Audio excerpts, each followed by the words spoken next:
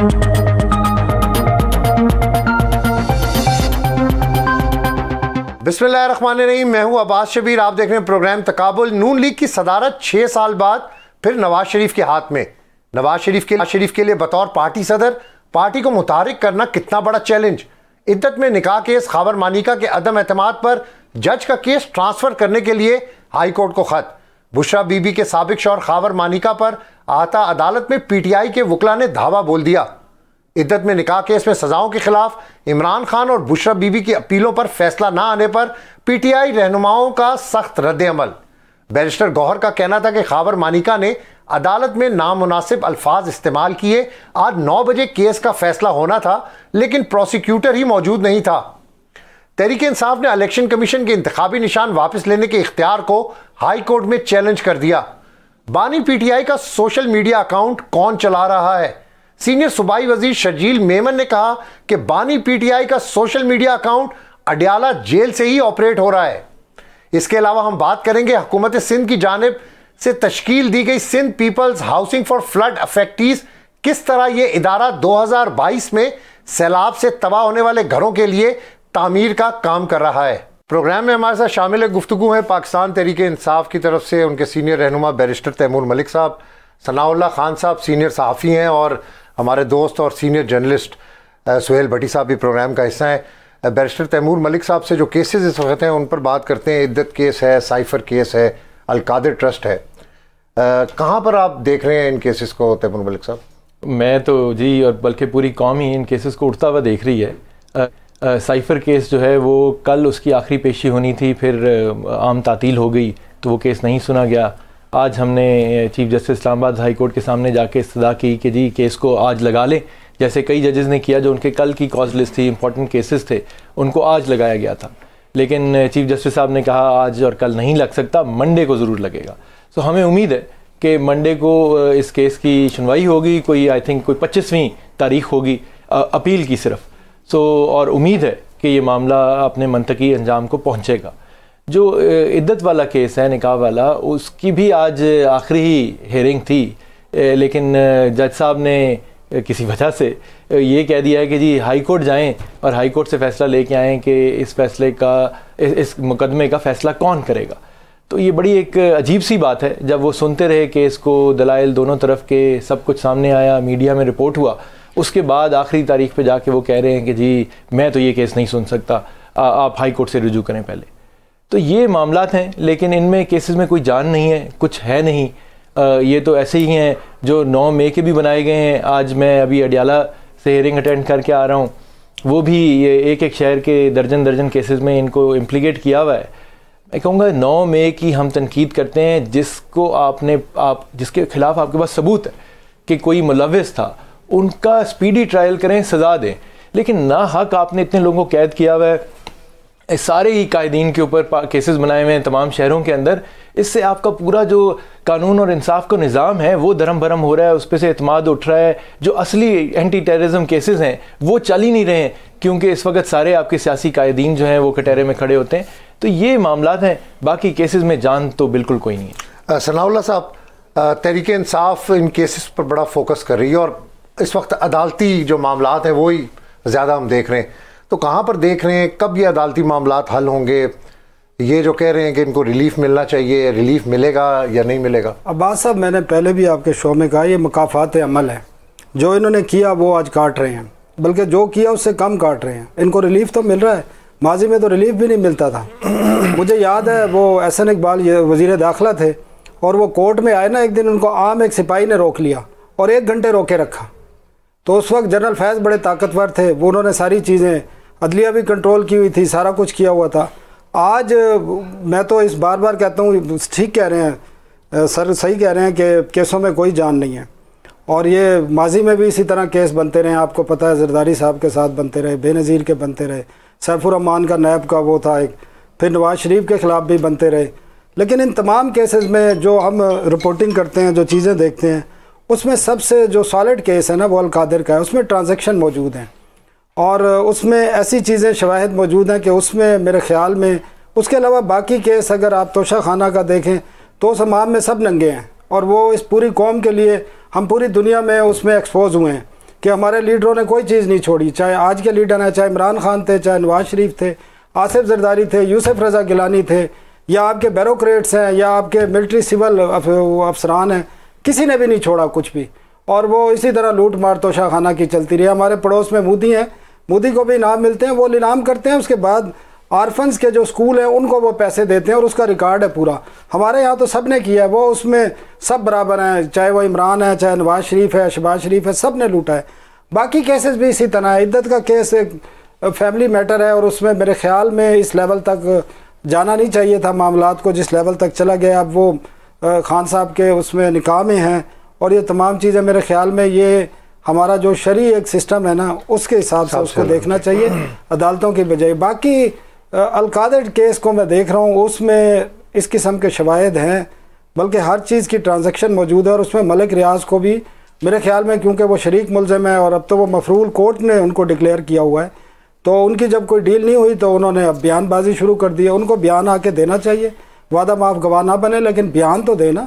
उसमें अगर वो उनकी ज़रूरत है लीगल प्रोसीडिंग के हवाले से, तो वो उनको पूरी करनी चाहिए और उसको as a blackmail tool use नहीं करना चाहिए।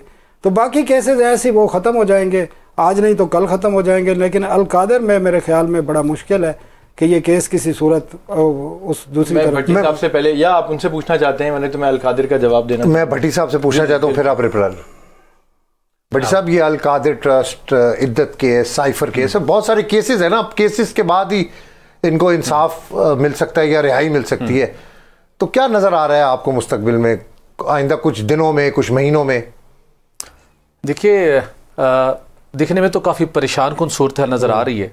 उसकी बुनियादी वजह यह है कि जब माजी के अंदर हमने देखा, जैसे सनाउल्लाह साहब ने जहाँ तक हमारी पॉलिटिकल हिस्ट्री पर रोशनी डाली है कि माजी के अंदर भी ये सब कुछ होता रहा है, मुकाफ़ात अमल है, लेकिन मामला ये है कि वो माजी के सियासतदान जिनके साथ ऐसी नाइंसाफ़ियाँ ज़्यादती होती थी, वो उससे निकलने के लिए, अपने आप को बंद गली में धकेलने से बचने के लिए और मुल्क और कौम को तबाही से बचाने के लिए ना पॉलिटिकल विजडम का मुजाहरा करते थे। Exactly. वो इस चीज़ को रियलाइज़ करते थे कि केसेस गलत बनाए गए हैं, लेकिन अगर गलत डायरेक्शन के अंदर, मकबूलियत के जोम के अंदर आप पत्थर के साथ, दीवार के साथ टक्कर मारते रहेंगे तो सिर्फ आप अपना भी नुकसान करेंगे, बल्कि कौम का और अपने फॉलोअर्स का भी नुकसान करेंगे। यहाँ पे प्रॉब्लम ये आ रहा है, जिससे जितने मामलात थे, बानी पीटीआई हो या पीटीआई की दीगर क़यादत हो, इनकी खुशबख्ती का ये केसेस उस नौयत के बने जैसे माजी में बनते थे, क्योंकि इनका झगड़ा वहीं पर हुआ जहाँ पर माजी में दीगर का झगड़ा होता था।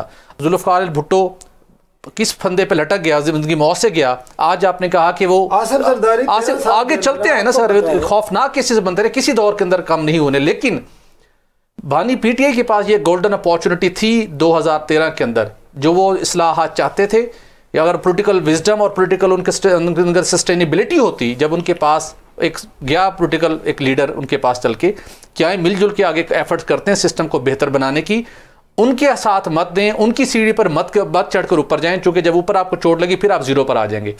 वो वक्त उन्होंने मिस किया। उसके बाद 2018 में जब आए, फिर उनके पास बहुत से मौके थे, हम उनसे क्वेश्चन करते थे, उन्होंने कहा नहीं मैं किसी को नहीं छोड़ूंगा, ये एनआरओ मांगते हैं। तो किसी जगह के ऊपर उन्होंने मामलात को बेहतर बनाने की कोशिश नहीं की। लेकिन इनको यहाँ पे जो एडवांटेज हासिल रहा, इनके मुकदमात बहुत तेज़ी के साथ ख़त्म हुए हैं, अदलिया से इनको बहुत क्विकली रिलीफ मिले। माजी के अंदर इतना क्विकली रिलीफ नहीं मिलता था। लेकिन यहाँ पे प्रॉब्लम क्या है, जैसे जैसे हमें रिलीफ मिलता है, हम मकबूलियत के एक और दर्जे के ऊपर फाइज हो जाते हैं, और वहाँ फाइज होने के बाद हम एक और स्ट्राइक करते हैं उस दिन को, क्योंकि हमें तो परवाह नहीं है, हमारा कोई स्टेक नहीं है, हमारी यहाँ कोई फैक्ट्री बंद नहीं होनी, हमारा चूल्हा नहीं बंद होना, हमारे बच्चों की पढ़ाई मुतासिर नहीं होती, हमारी बेटी को हथकड़ी नहीं लगनी, हम तो बैठे हैं सुकून से कि अंदर निज़ाम ठीक चल रहा है, बाहर सबको आगे लगाया हुआ है, कोई परेशानी नहीं है। जब आपको किसी अदालतों से रिलीफ मिल रहा है तो आप अपने मामलात को अपने लिए, इस मुल्क के लिए, इस कौम के लिए आप कहते हैं पाकिस्तान के लिए बात करने को तैयार है। एक दिन आप ये बात करते हैं, अगले दिन आप रियासती इदारे के सरबराह को ऐसे ललकारते हैं कि वो एक नया केस आपके खिलाफ तैयार हो जाता है। अब वो कबीना, पंजाब कबीना अप्रूवल दे चुकी है, आप उसके अंदर दोबारा आप जाएंगे। अलकादर केस मुश्किल है। क्रक्स ये है जो आपका क्वेश्चन था, अब बानी पीटीआई एक तरफ और पीटीआई की वो क़यादत जो इस वक्त प्रोविंशियल और नेशनल असम्बली का हिस्सा बन चुकी है, हुकूमत हिस्सा है, वो अब हमें आने वाले दिनों में थोड़ा सा ना डिफ्रेंशिएट होते हुए दिखाई दे रही है। बानी पीटीआई अपने लिए चूँकि कोई रिलीफ लेने के लिए के ऊपर बिलीव नहीं रखते, वो समझते हैं कि मकबूलियत के ज़ोर पर ही वो सब कुछ हल कर पाएंगे। लगता नहीं है, उनके लिए मुश्किलात हैं। सेकंड और थर्ड ईयरशिप के मामलात को हल कर रही है। आने वाले दिनों में अली मीन गंडापुर साहब ने भी कहा है कि जून के महीने के अंदर बड़ा ब्रेक थ्रू हो सकता है। वो ब्रेक थ्रू बाकी लोगों के लिए हो सकता है, बानी पीटीआई की मुश्किलात तो बढ़ती हुई दिखाई दे रही है। बैरिस्टर साहब, इमरान खान के सोशल मीडिया के ऊपर भी अजीब अजीब वीडियोस जो हैं वो पोस्ट हो रही हैं, जिसे मेरा ख्याल है वो खुद डिनाई कर रहे हैं, आपकी अपनी जमात डिनाई कर रही है। कौन कर रहा है सारा कुछ? देखिए, मैं पहले तो ये बात करूंगा कि अल कादिर ट्रस्ट के केस के बारे में ये कहा जा रहा है कि जी बड़ा कोई मजबूत केस है। देखिए, अल कादिर ट्रांजैक्शंस मौजूद हैं। अल कादिर एक ट्रस्ट का केस है। इमरान खान साहब या बुशरा बीबी के नाम में कोई ज़मीन नहीं आई, कोई पैसे नहीं आए। ट्रस्टीज कौन है उसके? एक अल कादिर, लेकिन वो ट्रस्ट फॉर उनकी ज़ात के लिए नहीं है। जब अगर ट्रस्ट ख़त्म हो, कई किस्म के ट्रस्ट होते हैं जी, अगर ट्रस्ट ख़त्म हो और जो ट्रस्ट के बेनिफिशरीज़ हैं, ट्रस्टीज़ हैं, अगर वो उनको उसका जो बकायात हों, जो चीज़ें बचे हैं, एसेट्स हैं, वो मिल जाएं, तो फिर तो बात समझ आती है। इस ट्रस्ट में ऐसी कोई चीज़ नहीं है। वो कभी भी उससे ज़ाती फ़ायदा नहीं उठा सकते। जब ज़ाती फ़ायदा नहीं उठा सकते तो डायरेक्ट किसी किस्म की इन्वॉल्वमेंट वाली तो बात ही पैदा नहीं हो जाती। ठीक है, लेकिन उसको फ़ायदा क्यों दिया जी? उसी वक्त दिया जब तो प्रूव करना पड़ेगा ना कि के बाद आप फायदे के बाद आपको ये चीजें कुछ मिला है जी। वहाँ से नैब ने भी छापा मारा है बैरियर टाउन में। सर वो रिकॉर्ड तो बहुत अपने कब से मिली है उन्होंने। वो कह रहे हैं जी हज़ारों फाइलें उठा के ले गए। देखें, वो एक अलग बात है। जो अगर कोई चीज़ मिले तो फिर ज़रूर सामने लेके आएँ। अभी तक जो केस चला है, मैं उसमें डायरेक्ट वकील नहीं हूँ, लेकिन जो देखा है, जो सुना है, जो वकील हमारे दोस्त लीड कर रहे हैं उस केस को, कि उसमें ऐसी कोई शवाहिद नहीं दिए गए। वो हवा में ही बात हो रही है, क्योंकि ये हुआ इसलिए, ये हुआ इसलिए ये कर दें। सो या तो उनकी दूसरी तरफ के वकील ठीक नहीं है या तैयारी ठीक नहीं करते, जिस तरह ये कह रहे हैं कि अगर केस मजबूत है, वरना ही तो केस वो भी नहीं है। और जो साइफर का केस था वो तो पता चल गया, आज तक दस्तावेज ही नहीं मिली। फिर जो बात की इन्होंने बात करने की, देखें अभी परसों की बात है कि खैबर पख्तूनख्वा के चीफ मिनिस्टर जो हैं वो वज़ीर दाखिला और वज़ीर तवानाई के साथ बैठ के उन्होंने प्रेस कॉन्फ्रेंस भी इकट्ठे की है और सूबे के अवाम के लिए की है। इससे ज़्यादा क्या बात हो सकती है? मैंने एक और मामला तो हल कर चुके हैं, उन्होंने मुलाकात की है, बिल्कुल उनकी बातचीत का असरात आ रहे हैं, लेकिन जहाँ पे असल मसला हल होना है, लेकिन वो असल मसला जो है वो शायद एक दिन में नहीं होना, या जो भी। मैं तो ये कह रहा हूँ कि देखें, जिसके पास हुकूमत है बोझ उसके पास भी है अपना कदम आगे बढ़ाने का। आप ये कहें 2013 में या 18 में ये होना चाहिए था, अब 2024 है। मैं भी 2 दफ़ा इलेक्शन लड़के इस वक्त खड़ा हूँ इन हालात के अंदर। तो बात यह है कि अगर ये इन्होंने तो कायमा कमेटीज ही नहीं बनाई अभी तक। इन्होंने पार्लियामेंट, ये भी बड़ा इशू है सनाउल्लाह साहब, अभी तक बजट आ रहा है, बजट आ रहा है कोई बजट कमेटी, फाइनेंस कमेटी के बगैर वो सेनेट की फाइनेंस कमेटी में जाता है, क्योंकि वहीं पे वो डिस्कस होता है, वहीं से सेनेट की रिकमेंडेशन बनती हैं। मुझे नहीं पता क्यों नहीं बना रहे। ये देखें ये मामला जो हैं, मैं ये कह रहा हूँ सोशल मीडिया की मैं जो बात कर रहा हूँ, सोशल मीडिया की जो आप बात कर रहे हैं, देखिए अब मैं आज भी अडियाला में मिल के आया हूँ, हेयरिंग थी हमारी एक, तो वहाँ तो हमें पेन भी वो अगर मुख्तलिफ किस्म का हो तो रख लेते हैं बाहर, ठीक, कुछ लेके जाने की जरूरत नहीं है। तो ये तो नहीं हो सकता कि खान साहब ने कोई वीडियो खुद देखी हो, लेकिन अकाउंट कोई ना कोई तो चला रहे हैं। एब्सोल्युटली चला रहे हैं, जिनको अथॉरिटी है। छोटी सी मैं गुजारिश कर देता हूँ विद ड्यू रिस्पेक्ट, हमें भी थोड़ी उम्मीद थी, जिस तरीके से लिमिन गंडापुर साहब यहाँ बात करके गए थे, हम भी राब्तों में रहते हैं, कोई खबर शबर मिले, सज्जे खबे क्यों हो रहे ना, तो एक्सपेक्ट कर रहे थे यार कुछ ना कुछ शायद हो जाए जून के अंदर। लेकिन 27 मई 2024 के दिन पाकिस्तान तहरीक इंसाफ के सोशल उनके एक्स अकाउंट से जिस नवैयत की 7 पोस्टें हुई, मैज़ मतलब एक सियासत के तालिब इल्म होने की हैसियत से एक अपने 17-18 साल के कैरियर की रोशनी में, ये जो कुछ हमने पॉलिटिकल हिस्ट्री पढ़ी है, मैं ये एक्सपेक्ट नहीं कर सकता था कि आज तक कोई सियासी जमात जो नो डाउट मकबूलियत के अरूज पर है, जिसकी यहाँ पे सबसे ज़्यादा फॉलोइंग है, वो अपने मुल्क के ख़िलाफ़, अपने पाक फौज के इदारे के ख़िलाफ़ माजी की एक वो हकीकत जिसके ऊपर जो दुश्मन जो हमारे लिए लबो लहजा जो अल्फाज इस्तेमाल करता था, वो पोस्टें बनाकर वो ट्वीट्स हमने कर दी, वहाँ पर हमने पोस्टें लगाई। मैं तवक्को नहीं कर सकता, ये वो रास्ता था कि जिसमें मैं कह रहा हूँ कि नहीं, आप मुझे रास्ता देंगे, मैंने अपना रास्ता बंद करना है। जिसने भी करवाई है, पाकिस्तान से हुई है, बाहर से हुई है, ये देखें ना, यकीन है वो इनका पॉइंट। लेकिन मैं उस पर ये कहूँगा, देखें वो ज़्यादातर ट्वीट्स मेरे ख्याल में जो मेरी नज़र से गुजरी हैं, कुछ हमीदुर रहमान कमीशन रिपोर्ट के बारे में, वो एक सरकार की रिपोर्ट है, वो एक चीज़ है। अब उसके बाद सोशल मीडिया एक अनकंट्रोलेबल जाइंट है, उन्होंने उसका क्या कर दिया, ऑफिशियल अकाउंट से बानी रीपोस्ट नहीं है, वो ऑफिशियल लोड हुई है। वो दूसरा ये है कि इदारों के खिलाफ तो मेरा नहीं ख्याल कि इमरान खान साहब से लेके पार्टी का कोई भी फर्द किसी इदारे के खिलाफ। इमरान खान साहब खुद बात करते हैं, इमरान खान साहब कहाँ सामने कोर्ट में उन्होंने खुद बात की कि मुझे इदारे के खिलाफ तो नहीं बात जाएगा। अच्छा, बातचीत हो रही थी, कहते हैं जी बातचीत भी हो रही है, पॉजिटिविटी है। रऊफ हसन साहब पर जो हमला हुआ, हाँ जी, ये तो क्या ये चीजें दोबारा से पीछे चली गई? देखें वो बड़ा तशवीशनाक है काबिल मजम्मत है, किसी के ऊपर भी नहीं होना चाहिए। नहीं बिल्कुल नहीं होना चाहिए। और ये तो वो जंगल का कानून नहीं है इस मुल्क में, और लोगों को पकड़ना चाहिए है तो नामुमकिन, पता सबको है लेकिन कौन पकड़ेगा।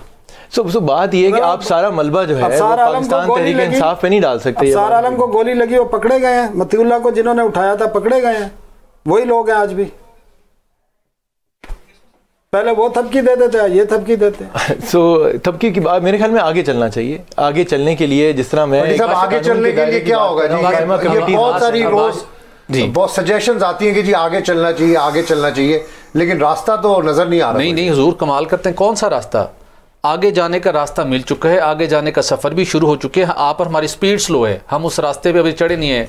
जिस काफिले ने आगे जाना है वो मोटरवे पे चढ़ चुका है, हम जीटी रोड के ऊपर हैं। मैं आपको कह रहा हूँ, अगर आपने उसका अंदाज़ा लगाना है, जो जीटी रोड से डाला रोड की तरफ रास्ता जाता है वो का रास्ता बंद हुआ है, बाकी मोटरवे पे चढ़ गए सारे।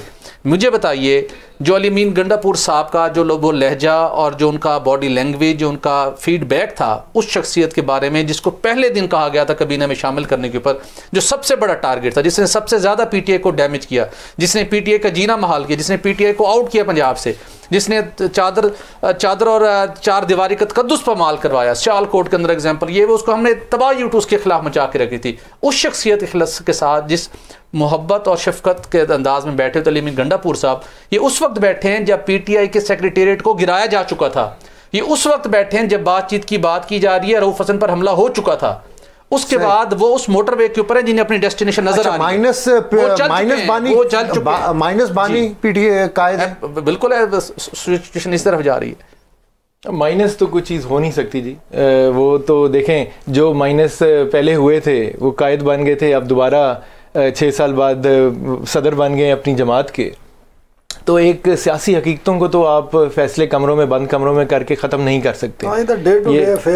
सियासत में कुछ वैसे भी 6 साल बाद सदारत मियां नवाज शरीफ, और उसमें भी आप बात करेंगे, देखें कि वो कैसे, कि एक जाहिर है एक वज़ीर आज़म का भाई है, वज़ीर आला के वालिद हैं, तो किसी की क्या मजाल थी कि उनके खिलाफ कोई कागजात जमा कराते। लेकिन उनका यूनानिमस इलेक्शन हो गया है तो ठीक है, हमारा 3 दफ़ा इलेक्शन हो गया है तो पैनल्स बन के भी हो गया, तो उसके बाद भी एतराज़ करते हैं। पार्टी तो है ही, सारे एतराज़ करते हैं, चैलेंज भी कर सकते हैं, अदालत जा रहे हैं। जी चैलेंज हो रही हैं चीज़ें, रोज़ चैलेंज हो रही हैं जी। देखें, इन्होंने इलेक्शन ट्रिब्यूनल्स का जो 2 जजेस का फैसला किया, आज उसमें लाहौर हाई कोर्ट से हमें फैसला मिला है कि उन्होंने कहा है कि जी चीफ जस्टिस की सवाबदीद है कि वो बना सकते हैं। नवाज शरीफ के मामले पर भी जाएंगे अदालत, नवाज शरीफ के मामले पर भी देख रहे हैं, जाना चाहिए, बिल्कुल जाना चाहिए।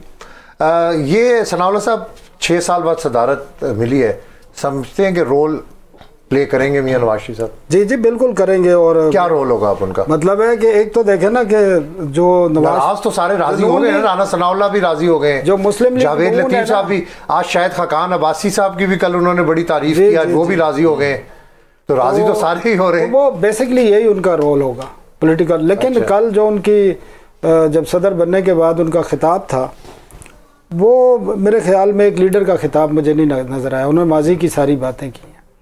मतलब है कि लीडर जो भी होता है ना, फ्यूचर की बात करता है कि आपकी फ्यूचर क्या प्लानिंग क्या होगी, क्या चीज़ें होंगी, वो कोई चीज़ नज़र नहीं आई।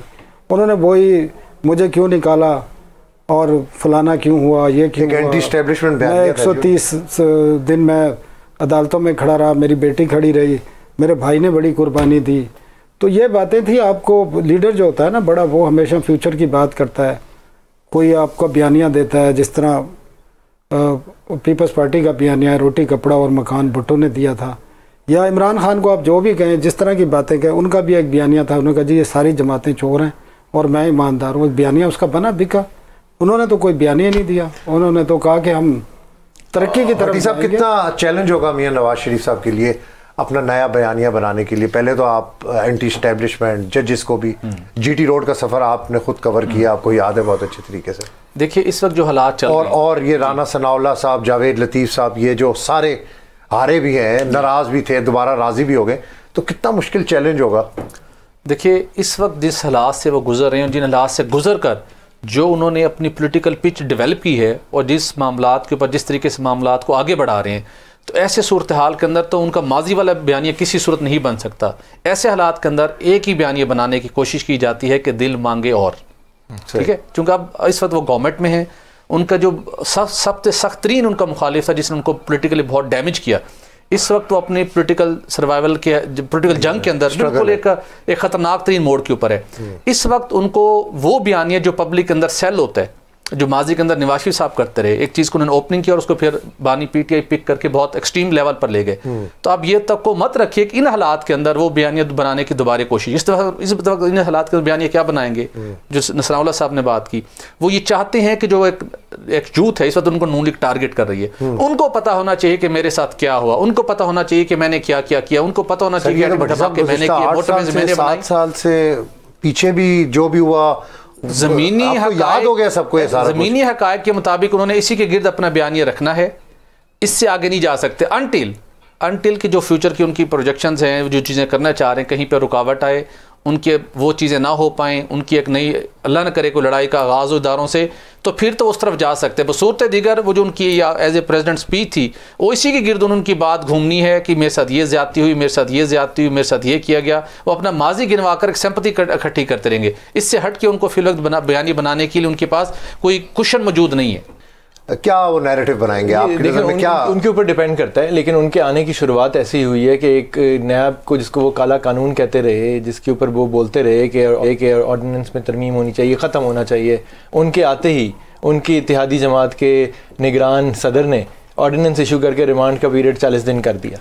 ठीक है, तो अपना सियासी बयानिया जो सियासी कुछ बनाने की कोशिश करें वो भी ख़त्म हो रहा है। मईशत की बात करते हैं कि जी PMLN के बारे में ये था कि शायद मईशत का इनको पता है कि हुकूमत कैसे चलानी है, ये पता है शहबाज शरीफ साहब को, लेकिन आज ना कायमा कमेटीज़ हैं, ना बजट के पूरे पेपर्स किसी से शेयर किए गए, इत्तेहादी जमातों के साथ नहीं शेयर किए गए, अपोजिशन तो दूर की बात है। सो अगर इस तरह चीज़ें चलेंगी, 5 तारीख को बजट की कॉपी पकड़ाई जाएगी, 7 को और मामलात आगे चलाए जाएंगे, तो ये बयानिया कैसा बनाएंगे? जब बयानिया, अगर ये रियासत मुखालिफ बयानिया बनाने की कोशिश करेंगे जो ये पहले बनाते रहे हैं, तो फिर तो हाईजैकिंग केस से चीज़ शुरू होगी।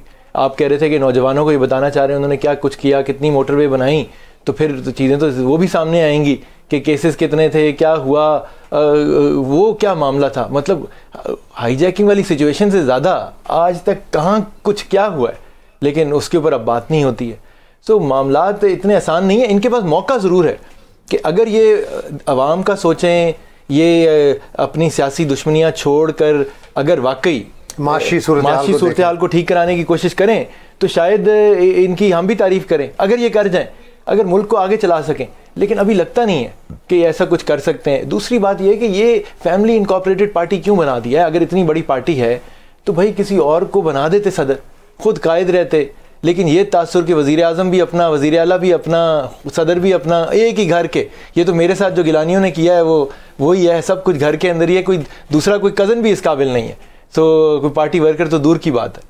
सनाउल्लाह साहब, चैलेंजिंग सूरत हाल है मेरा ख्याल है जी नवाज शरीफ साहब के लिए। नहीं चैलेंजिंग, जब भाई आपके वजीर आजम हैं, बेटी वजीर आला पंजाब, तो इससे ज्यादा उनके लिए क्या आइडियल सिचुएशन हो सकती है? नहीं, चैलेंजिंग भी तो है ना, दोबारा से रिवैम्प करनी है सारी चीजें। ठीक है, वो उसी को रिवैम्प करने की कोशिश कर रहे हैं 5 साल। और वो बयानिया शियानिया तो उड़ गया, जो अभी बता रहे थे सर के उनकी इत्तेहादी ने वो नैब का ऑर्डिनेंस जारी किया है। वो इत्तेहादी ने नहीं किया जी, मियाँ साहब के भाई ने रिकमेंड किया तो वो जारी किया उन्होंने। और वो 14 दिन से बढ़ा के 40 दिन किया, बल्कि आपकी जो पार्टी थी उन्होंने 90 दिन किया हुआ था।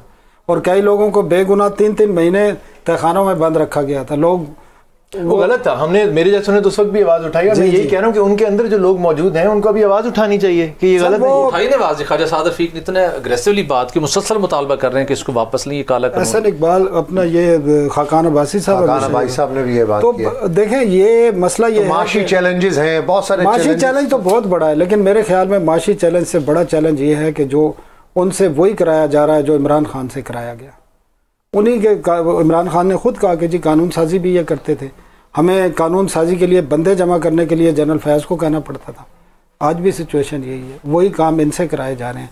तो ये मेरे ख्याल में सबसे बड़ा चैलेंज ये है कि आप के लिए ना कानून साजी करने की इजाज़त है, पी का ऑर्डिनेंस कौन लेके आ रहा है, मतलब ये है कि छुपाई भी जाती है। अब ये जो नैब का आज 3 दिन हो गए हैं, प्रेसिडेंट ने साइन करके पब्लिक कर दिया, कॉपी किसी के पास नहीं, मीडिया के पास भी नहीं है। पी का जो एक्ट में तरमीम की गई है उसमें कहा जी बड़ी कंसल्टेशन हुई है, बड़ी, ये कैबिनेट में भी चला गया, CCLC ने भी अप्रूव कर दिया।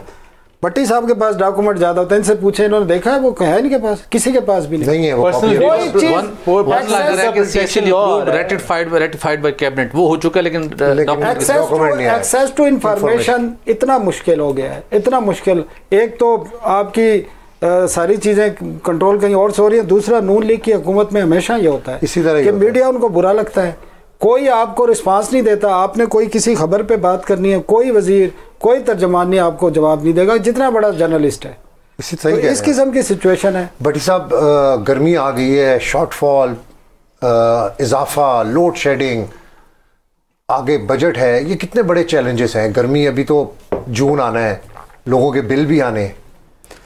ये गवर्नमेंट के लिए इतना ही बड़ा चैलेंज है जितना बड़ा चैलेंज बानी पीटीआई की रिहाई बनी हुई है। जो बिजली का और पावर सेक्टर का जो प्रॉब्लम है, इतना ही बड़ा ही चैलेंज है, लेकिन हम इन हालात से निकल ही नहीं पा रहे ना। उसको फिक्स कर दो, उसको रिहा कर दो, उसके लिए नया केस बना दो, ऑर्डिनेंस ले आओ, अब एक और केस में उनको बुक करना है तोशाखाना पार्ट 2 के अंदर, उधर बुक कर लो, एक और करना है। तो ये मामला इस कदर संगीन हो चुका है कि उसके पास टाइम नहीं। प्राइम मिनिस्टर थोड़ा सा आई वॉश करने के लिए एक मीटिंग कॉल करते हैं, डायरेक्शन दी, ये जा वो जा।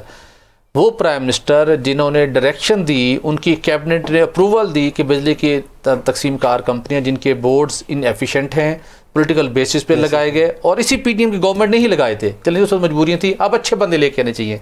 उन्होंने अप्रूवल दी कि डिसॉल्व कर दें, वो उनको डिसॉल्व नहीं कर सके। अब हाथ पे हाथ रख के बैठ गया, आगे से रिएक्शन आया, उन्होंने कहा जी इसको नहीं छेड़ना। Political reaction, political reaction, yes, उन्होंने थ्रेट किया, अच्छा वो मामला वहाँ ठप हो गया। जितने भी मेंबर हैं इनके अपने लोगों के, वजीरों के, एमएनएस के रिश्तेदार हैं। इस वक्त हमारे पास 43,000 मेगावाट की इंस्टॉल कैपेसिटी है।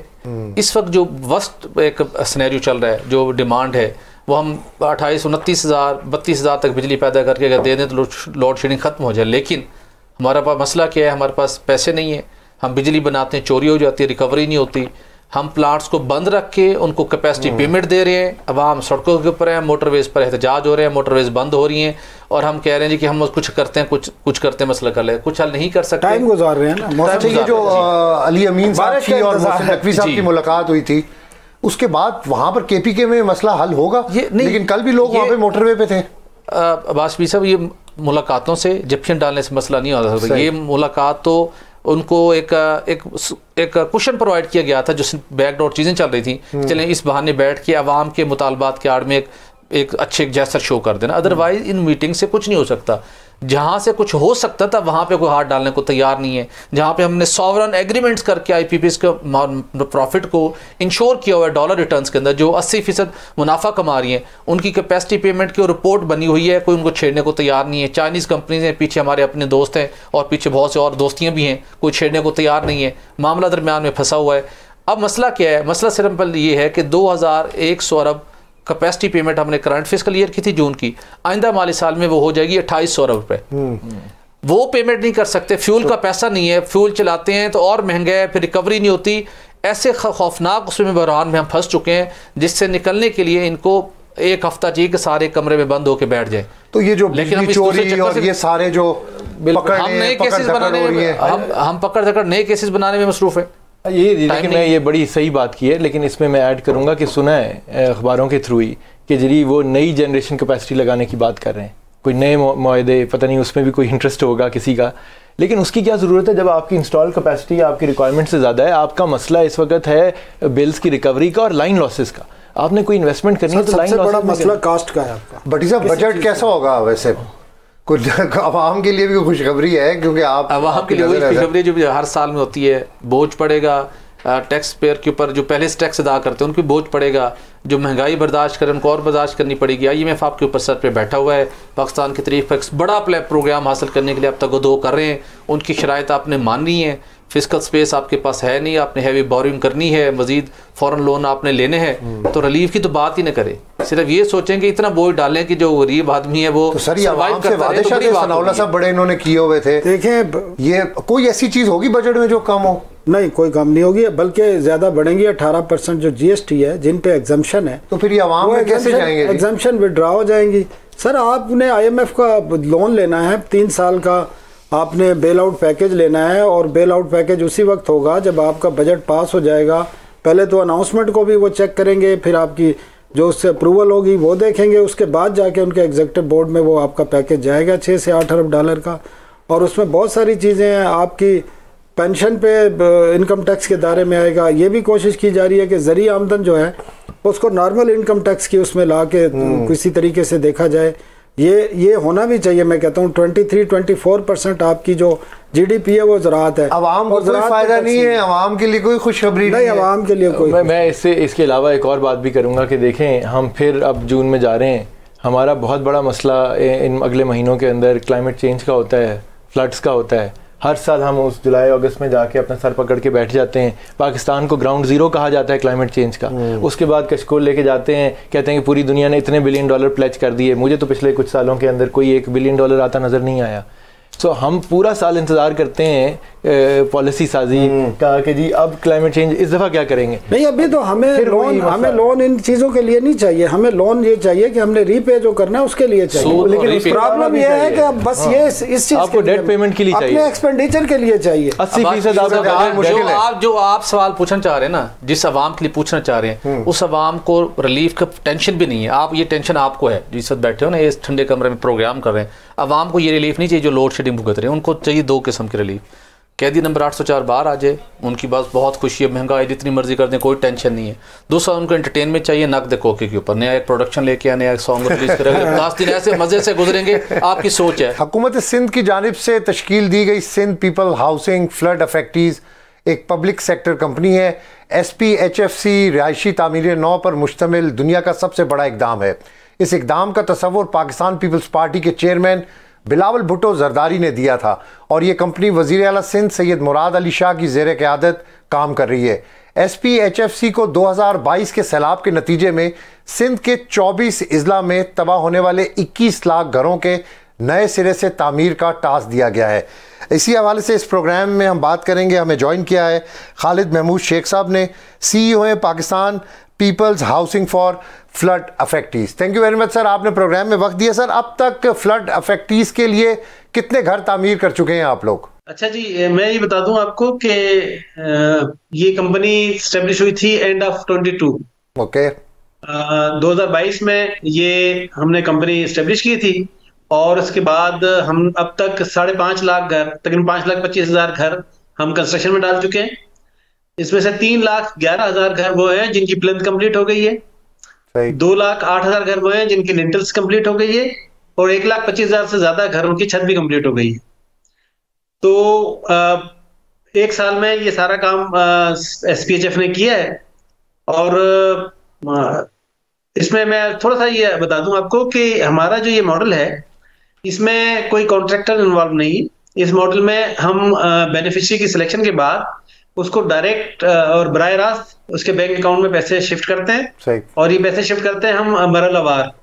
तो इसका मतलब ये है कि हर बेनिफिशियरी अपना घर खुद बनाता है। सर, 21 लाख एक बहुत बड़ी तादाद है। आप बेनिफिशरीज तक कैसे पहुंचते हैं, खास तौर पर जब आबादी बिखरी हुई हो, और आप इस बात की निगरानी के कैसे यकीनी बनाते हैं कि फंड्स का दुरुस्त इस्तेमाल हो रहा है, साफ शफाफ तरीके से जो हकदार हैं उनको ये चीज़ मिल रही है? ये बड़ा अच्छा सवाल है। देखें, टेक्नोलॉजी का यही सबसे बड़ा फायदा है, बेनिफिट है कि उससे आप वो काम कर लेते हैं जो जनरली पुराने वक्तों में नहीं हो सकते थे बहुत एफिशिएंट तरीके से। हमने जब ये प्रोजेक्ट शुरू किया तो हमने टेक्नोलॉजी का बेबहा इस्तेमाल किया और इसमें हमने ये किया कि हमने एक MIS ऐप बनाई। हमने जो टॉप रैंकिंग NGOs हैं पाकिस्तान में, जो सब जानते हैं, जिसमें SRSO है, NRSP है, तरदीप है, सेफको है, हैंड्स है, इनको हायर किया और इन्हें ये कहा कि आप बेनिफिशरीज तक जाएं और वो सर्वे जो पाकिस्तान आर्मी और डिस्ट्रिक्ट एडमिनिस्ट्रेशन ने किया था 2022 के एंड में, उसको वैलिडेट करें और उसके बाद वहीं से आप ऑनलाइन हमें इंफॉर्मेशन फीड करें। ये सारा प्रोसेस कंप्लीट करने के बाद और वैलिडेशन करने के बाद हमारे पास डेटा इकट्ठा हो गया 21 लाख घरों का। हमारे पास इन 21 लाख घरों में हर बेनिफिशियरी की तस्वीर है, उसका शनाख्ती कार्ड मेरे पास है, उसके गिरे हुए घर की तस्वीर भी मेरे पास है। उसके बाद हमने बैंकों के साथ एग्रीमेंट किया और स्टेट बैंक के ताउन से हमने तमाम बैंकों को एंगेज किया और हमने 7.5 लाख अकाउंट अब तक हम खोल चुके हैं। जैसे ही हम अकाउंट्स उनके सेंट्रलाइज खोलते हैं तो यहाँ से हम नेशनल बैंक के जरिए उन्हें पेमेंट भेज देते हैं। पहली किस्त 75,000 रुपए की। सही। वो जैसे ही पहली किस्त में मिलती है तो उनको स्वीट मैसेज मिलता है बैंक की तरफ से कि जी आपका अकाउंट भी खुल गया है और आपके अकाउंट में पैसे भी जमा हो गए। इस मैसेज के बाद बेनिफिशियरी जो है वो जाता है बैंक में, 75,000 रुपये वो अपना बायोमेट्रिक कराता है, 75,000 रुपये वहां से विड्रॉ करता है और अपना पहला प्रोसेस यानी प्लिंथ की कंप्लीशन वो शुरू कर देता है। प्लिंथ जैसे ही वो बनाता है तो हमारी जो एनजीओस की टीमें हैं, इंजीनियर और सोशल मोबिलाइजर, वहां मौजूद होते हैं, वो उसकी चेक करते हैं स्ट्रेंथ और ये सारे रिकंस्ट्रक्शन गाइडलाइंस, और वहीं से खड़े खड़े हमें मोबाइल ऐप पर वो भेज देते हैं। जैसे ही हमारे पास वो डेटा आता है तो हम अगली केसेस को ऑनलाइन भेज देते हैं। ये प्रोसेस 3 से 4 किस्तों में मुकम्मल होता है और वो इसमें कोई, आप इस प्रोसेस को अगर आप देखें तो इस प्रोसेस में ना कोई अप्रूवल है, ना कोई इंटरमीडियरी है, ना कोई कॉन्ट्रैक्टर है। सर सिर्फ नेशनल बैंक ही है या प्राइवेट बैंक्स भी हैं? और बेनिफिशरीज को बैंक अकाउंट्स के जरिए जो फंड्स की बराह रास्त ट्रांसफ़र है, ये एक बड़ा मुनफरिद तरीका है। आपके ख्याल में इससे बेनिफिशरीज को किस तरह बाइख्तियार बनाया जाता है? हाँ, इसमें 2 बातें हैं। इसमें तमाम बैंक इन्वॉल्व हैं। इसमें सिंध बैंक भी है, इसमें लाइट बैंक भी है, बैंक इस्लामी भी है, यूबीएल भी है, नेशनल बैंक भी है। तमाम बैंक्स हैं जो हमारे बेनिफिशियरीज के अकाउंट्स खोल रहे हैं, which is very very good thing. देखिए, हमें ये ख्याल क्यों आया कि हम उनके बैंक अकाउंट्स खुलवाएंगे? ये बहुत मुश्किल फैसला था और ये इसमें काफी मतलब एफर्ट भी इन्वॉल्व है। बिस्क में या दूसरे प्रोजेक्ट्स में जब आप देखते हैं तो उसमें ये देखते हैं आपकी लाइन लगा कर लोगों को जो है वो पैसे डिस्ट्रीब्यूट किए जाते हैं, जिसमें थोड़ा सा इनएफिशिएंसी इस तरह होती है कि उसमें शिकायतें काफी पैदा होती हैं। तो हमने ये सोचा कि प्रोजेक्ट इस तरह स्ट्रक्चर करें कि इसमें शिकायत का पहलू ना रहे। तो जब वो बंदा या बेनिफिशियरी अपने बैंक में अकाउंट में जाता है, बैंक में जाता है, वहां बैंक अकाउंट खोलता है, अपने पैसे विड्रॉ करता है, तो वो इंडिपेंडेंट है, उसका कोई इंटरमीडियरी नहीं है। तो 2 बातें इस प्रोजेक्ट की बड़ी इंपॉर्टेंट है। पहली बात तो ये कि फाइनेंशियल इंक्लूजन हुआ है। इनका कभी भी बैंक अकाउंट नहीं था, सही। इन लोगों को नहीं पता था कि बैंक के अंदर क्या प्रोसेस होता है। अब ये एक 8 लाख का तो 7.5 लाख का तो मैंने बताया कि बैंक अकाउंट हम खोल चुके हैं और 21 लाख तक का खोलेंगे। ये वो फाइनेंशियल लिटरेसी और फाइनेंशियल इंक्लूजन का इकदाम है जिस पर कोई पैसे खर्च नहीं हुए हमारे, लेकिन ये कि इससे एक बहुत बड़ी आबादी जो है जो कि पुअर थी लेकिन वो फाइनेंशियल डिसिप्लिन में चली गई। सर मेरी जो इन्फॉर्मेशन है उसके मुताबिक ये प्रोजेक्ट जो है वो टेक्निकल सपोर्ट पर बहुत ज़्यादा डिपेंड करता है। आपको क्या लगता है कि इस टेक्नोलॉजी ने बेनिफिशरीज तक पहुंचने या पेशरफ्त की निगरानी में मदद की है? और क्या आप इस टेक्निकल सपोर्ट ने आप और बेनिफिशरीज के दरमियान जो एक गैप था उसको पुर करने में भी मदद की है इस सिस्टम ने? अब्बास साहब, ये मैंने बहुत इंटरव्यू दिए हैं। ये पहला सवाल आपने पूछा है जो बड़ा इंटरेस्टिंग है, जिसका मैं बड़ा जवाब देने की कोशिश करता हूं। ये पहला प्रोजेक्ट है जिससे मैं ये समझता हूं कि हमारा जो गुमान है इंटीरियर में रहने वाले गरीब लोगों के मुतालिक वो चेंज हुआ है। आप यकीन करें कि अभी कहीं किसी गांव में अगर किस्त नहीं जारी होती है तो वो मोबाइल उठाता है, वीडियो बनाता है और हमें भेज देता है। मैंने अपने सारे अकाउंट्स पब्लिक किए हुए हैं, मेरा फेसबुक, मेरा ट्विटर अकाउंट पब्लिक है। तो लोग जो है वो डायरेक्ट उसमें मैं एक दो दफा मैं लाइव भी गया हूँ फेसबुक पर कि आप अपने मसाइल बताएं, और हमारे ख्वाहिश ये है कि हम हर महीने लाइव आए ताकि लोग जो है, और हम ही ना लाइव आए बल्कि सीएम साहब ने ये इस ख्वाहिश का इज़हार किया है कि वो भी इस पर महीने में एक दफा लाइव आएंगे ताकि वो सवालों के जवाब दे सकें और आप जो भी उनसे सवाल पूछें आप वो उसका जवाब दें। तो लोगों ने इस टेक्नोलॉजी का, हम समझते थे कि ये इम्पेडिमेंट है और गांव से हमें टेक्नोलॉजिकल सपोर्ट नहीं मिलेगी, लेकिन हर गांव में कुछ ना कुछ स्मार्टफोन है, कुछ ना कुछ लोग ऐसे हैं जी हैं जो कि राब्ता हमसे कर रहे हैं। जी सर, कंटिन्यू करें। जी, तो वो राब्ता कर रहे हैं हमसे और हमें कोई प्रॉब्लम नहीं आता। लोगों का जो एंथुसियाज्म है सोशल मीडिया के जरिए हम तक पहुंचने का और अपनी जो भी शिकायत है। सर इंटरप्ट कर रहा हूं सर, आपने वर्ल्ड बैंक के $500 मिलियन और हुकूमत सिंध के जो फराहम करदा $227 मिलियन हैं उससे अपना ये प्रोजेक्ट का आगाज़ किया। हाल ही में वज़ीर आला सिंध मुराद अली शाह साहब ने यह ऐलान भी किया है कि नए घरों के लिए मुकम्मल फंड्स जमा कर लिए गए हैं। तो आपने ये फंडिंग कैसे मुमकिन बनाई? ये फंडिंग इस तरह मुमकिन बनाई कि दुनिया में पैसे की कमी नहीं है। पहली बात तो ये है। मैं थोड़ा सा ये बता दूं कि मैं इससे पहले डायरेक्टर जनरल था public private partnership initiative in Sindh, और हमारा जो सिंध का पब्लिक प्राइवेट पार्टनरशिप यूनिट है वो पूरी दुनिया में मशहूर है, पूरे पाकिस्तान में मशहूर है। अच्छा, उसकी वजह ये थी कि हम वो प्रोजेक्ट स्ट्रक्चर करते हैं सिंध में बैठकर जो प्राइवेट इन्वेस्टर्स को बहुत अट्रैक्ट करते हैं। तो इस बात का तजर्बा मुझे था कि अगर आप एक प्रोजेक्ट अच्छा बनाएंगे तो पूरी दुनिया आपको फिर तवज्जो से देखती है। जैसे आपने सही फरमाया कि वर्ल्ड बैंक ने 500 मिलियन दिए थे और $227 million equivalent to 50 billion rupees government of Sindh ने दिए थे। लेकिन हमने उसमें क्या किया, हमने बहुत अच्छा एफिशिएंट स्ट्रक्चर बनाया। दूसरा हमने क्या काम किया, हमने ये किया कि हमने उसमें जो ऑडिटर्स हैं, आपके इल्म में होगा कि दुनिया में 4 बिग ऑडिटर फर्म्स कहलाती हैं, 4 बिग्स, जिसमें EY है, KPMG है और PwC है। हमने तीनों बड़ी इंटरनेशनल ऑडिट फर्म्स को अपने इस प्रोजेक्ट में रखा हुआ है। और उसका फायदा ये है कि पूरी दुनिया जब ये देखती है और पूरी दुनिया के डोनर्स जब ये देखते हैं कि this is the best system जहां 3 दुनिया के बेहतरीन ऑडिटर्स काम कर रहे हैं। और मुझे सर वक्त की कमी है, मेरा लास्ट क्वेश्चन है सर, इस प्रोजेक्ट में खवातीन, मुख्तलिफ माजूर अफराद और दीगर जो कमज़ोर तबका है वो भी शामिल है। क्या आप वजाहत कर सकते हैं कि SPHFC के तहत इन पर क्या असरात मुरतब हो रहे हैं?